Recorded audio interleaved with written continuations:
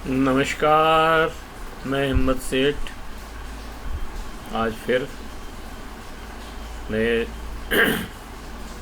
नए विषय पर बातचीत। दोस्तों, आज जो है दिल्ली में बहुत दो दो बैठक जो है बहुत ही महत्वपूर्ण बैठक हुई, दोनों ही, और दोनों में प्रधानमंत्री उपस्थित थे। तो समझ सकते हैं आपकी वो दोनों बैठक कितनी इम्पोर्टेंट रही होगी। पहली बैठक तो थी नीति आयोग की। नीति आयोग की जो बैठक थी उसमें सभी प्रदेशों के मुख्यमंत्री, गवर्निंग काउंसिल होती है एक्चुअली उसके अंदर सारे स्टेट्स की जो है चीफ मिनिस्टर्स होते हैं, वित्त मंत्री और मुख्यमंत्री, प्रधानमंत्री। लेकिन आज की बैठक में 7 प्रदेशों के मुख्यमंत्री ने भाग नहीं लिया, उन्होंने बहिष्कार किया एक तरह से। और उसमें नीतीश कुमार ने भी भाग नहीं लिया। नीतीश कुमार बिहार के मुख्यमंत्री हैं और बिहार के मुख्यमंत्री होने के नाते उनको उसमें होना चाहिए था, पर वो नहीं थे, उन्होंने उसमें भाग नहीं लिया। बल्कि उन्होंने अपने घर पे ही एक इम्पोर्टेंट गुप्त बैठक बुलाई। उसमें क्या हुआ ये पता नहीं, लेकिन इसमें वो नहीं आए। तो फिर इसमें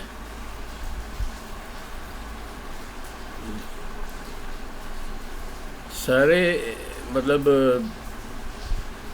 जो विपक्षी दल हैं उनके मुख्यमंत्री नहीं थे। जैसे तमिलनाडु का नहीं था, ये तेलंगाना का नहीं था,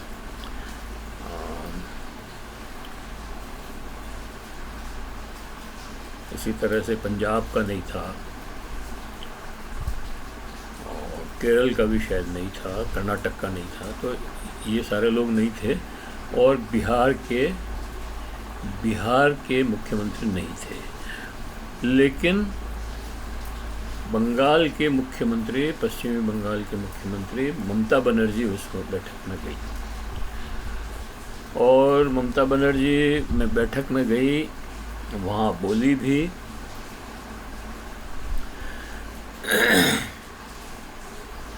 और उसने अपनी बात कहते हुए कहा कि भाई आप जो ये नीति आयोग है इसमें बहुत भेदभाव करते हैं, और जो एनडीए के घटक नहीं हैं उनका पैसा आप रोक लेते हैं, टाइम से नहीं देते हैं, और ये सारे भेदभाव इस तरह से कर रहे हैं, पैसा देते भी नहीं हैं जो प्रस्ताव। दूसरी बात उन्होंने कही कि इस नीति आयोग का क्या फ़ायदा है, क्योंकि नीति आयोग की कोई चलती तो है नहीं कहीं।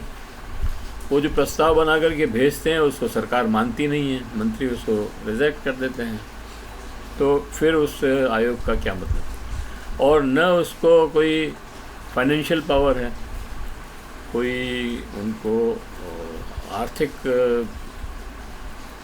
शक्तियाँ भी उनके पास नहीं है, न प्रशासनिक शक्तियाँ हैं। तो फिर ऐसे आयोग का होना नहीं होना तो बराबर है, क्या मतलब। इससे तो उन्होंने कहा कि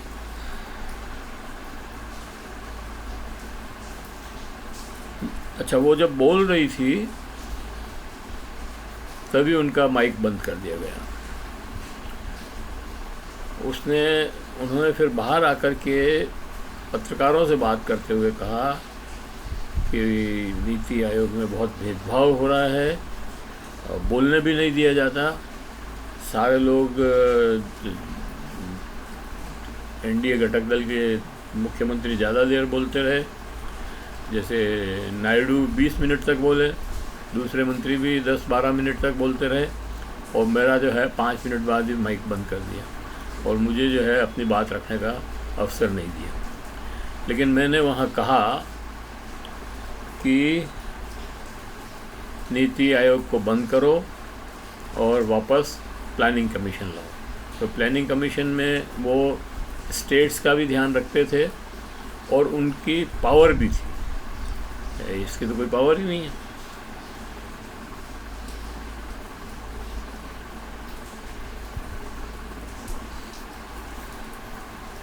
तो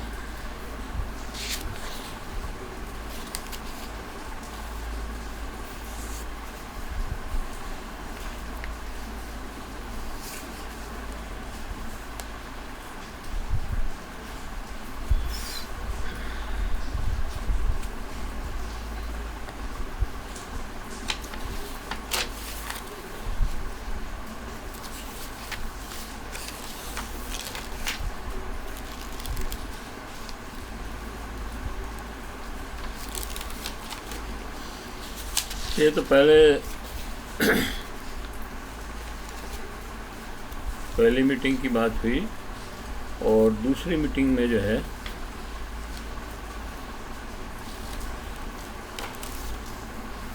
दूसरी मीटिंग भी दिल्ली में ही थी, भाजपा के अपने कार्यालय में थी और वो भाजपा की ही मीटिंग थी।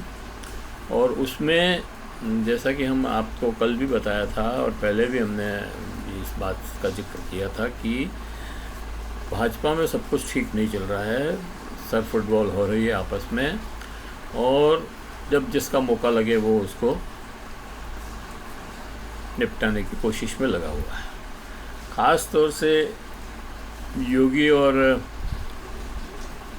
शाह के बीच में जो टग ऑफ वार चल रही है और जिस तरह से मुख्यमंत्री की मीटिंगों को उप मुख्यमंत्री और मंत्री और उप मुख्यमंत्री उसमें नहीं जा रहे हैं, जैसे केशव प्रसाद मौर्य उस मंडल इलाहाबाद मंडल की जो एमएलएस की मीटिंग थी उसमें नहीं गए, लखनऊ की मीटिंग में ब्रजेश पाठक जो उप मुख्यमंत्री हैं वो उसमें नहीं गए, फिर राजभर ओम प्रकाश राजभर जो मंत्री हैं वो भी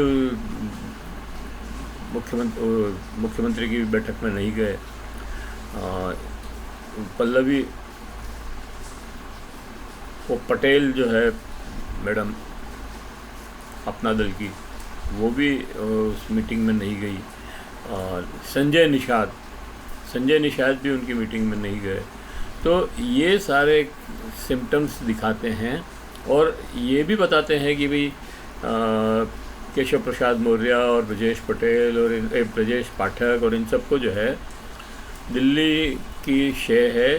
ख़ास तौर से ये सारी घोटियाँ जो है सो कॉल्ड चाणक्य अमित शाह चल रहे हैं और किसी तरह से भी वो योगी को अब मुख्यमंत्री बने नहीं रहना चाहते। यूपी में सीटें कम आई उसका भी पूरा ब्लेम जो है उन्होंने योगी आदित्यनाथ पर डालने की कोशिश की, पर योगी आदित्यनाथ ने साफ कह दिया कि भाई आपने टिकट तय किए, आपने चुनाव की पॉलिसी तय की, आपने चुनाव प्रचार का जिम्मा लिया, फिर मैं कैसे दोषी हूँ। तो ये दोनों तरफ से टग ऑफ वार चल रही है और आज ऐसा लग रहा था कि आज की बैठक में इसका पटाक्षेप हो जाएगा किसी भी तरफ से। तो हमें लगता है कि नरेंद्र मोदी और अमित शाह कैंप ने फ़िलहाल जो है योगी के सामने सरेंडर कर दिया है और साइलेंट हो गए हैं और ये तय हो गया है शायद कि अभी मुख्यमंत्री को नहीं हटाया जाएगा या योगी ही बने रहेंगे, मतलब हटाने की कोई बात नहीं है, योगी ही बने रहेंगे मुख्यमंत्री और उपचुनाव के बाद देखा जाएगा। हालांकि कहा तो ये भी गया कि 2027 का चुनाव भी योगी के नेतृत्व में ही लड़ा जाएगा यूपी का, लेकिन ऐसा लगता नहीं है। आज समझौता हो गया है, कल फिर टूट सकता है, कल कोई एक बात हो गई फिर टूट जाए। तो हमें ये लगता है कि यूपी में 10 सीटों पर विधानसभा की 10 सीटों पर उपचुनाव होना है। जब तक ये उपचुनाव नहीं होंगे तब तक योगी ही इस सीट मुख्यमंत्री बने रहेंगे। अगर 10 क्षेत्रों के विधानसभा के चुनाव के परिणाम भाजपा के पक्ष में नहीं आए तो फिर विवाद खड़ा होगा और शायद योगी को हटा दें। दरअसल में बात यह है कि केंद्र मतलब भाजपा के ऊपर बहुत ज़्यादा प्रेशर है, वो बहुत तनाव में है। मोदी और शाह और नड्डा ये जो लोग हैं ये बहुत ज़्यादा तनाव में हैं, और वो तनाव इसलिए है कि यूपी में 33 सीटें ही जीत पाए पार्लियामेंट की, और उनको ये लग रहा है कि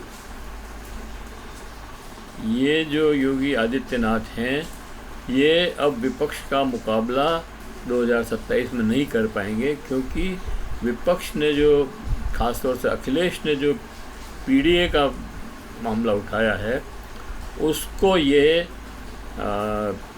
उसका मुकाबला ये योगी नहीं कर सकते हैं, इसलिए वो योगी को बदलना चाहते हैं। कहने को तो यही है, लेकिन वास्तविकता ये भी है कि नरेंद्र मोदी बहुत भयभीत लगते हैं योगी से, कि उनको लगता है कि ये मेरे बाद जो है यही कब्जा कर लेगा और पहले भी कर सकता है, इसलिए इस कांटे को निकालो। तो ये सारे दुविधाएं वहाँ चल रही है, और उस मीटिंग में भी यही हुआ कि भाई अभी तो अपन साइलेंट हो जाते हैं, चुप हो जाते हैं, योगी को ही चलने देते हैं, लेकिन 10 क्षेत्रों के चुनाव होने के बाद देखेंगे। एक और बात मैं करना चाहता था, और बहुत छोटी सी बात है। नीट परीक्षा की जैसे मैंने कल भी बात की थी कि फैसला हो गया, सुप्रीम कोर्ट ने कह दिया नहीं होगी, जांच हो रही है। किसकी जांच हो रही है ये भी मैंने पूछा, क्योंकि जब फैसला ही हो गया तो अब जांच होने का क्या मतलब है। लेकिन इसी बीच कर्नाटक, पश्चिमी बंगाल, तमिलनाडु, तेलंगाना जैसे प्रदेशों ने अपने यहाँ पर नीट परीक्षा नहीं करवाने का फैसला लिया है कि हम हमारे प्रदेशों में नीट परीक्षा नहीं करवाएंगे, और हम अपने मेडिकल कॉलेजेस के लिए अपने चुनाव वो करवाएंगे, अपनी परीक्षा करवाएंगे और मेडिकल कॉलेज में दाखिला देंगे। तो ये एक बड़ा फैसला है, और एक तरह का चैलेंज भी है केंद्र सरकार को या एनटीए को, जो एजेंसी है परीक्षा करवाने वाली। तो देखना होगा कि अब ये आगे क्या शेप लेता है। तो आज इतना ही, और अगर आपने हमारे चैनल को सब्सक्राइब न किया हो तो सब्सक्राइब कर दें, बेल आइकन दबाना न भूलें, और वीडियो अच्छा लग रहा हो तो इसको फॉरवर्ड करें, और सजेशन दें, कमेंट बॉक्स में जाएं, कमेंट लिखें, सुझाव लिखें, और वो सुझाव और कमेंट जो है हमें और बेहतर करने के लिए हमें सहयोग दें। धन्यवाद। जय भारत, जय हिंद।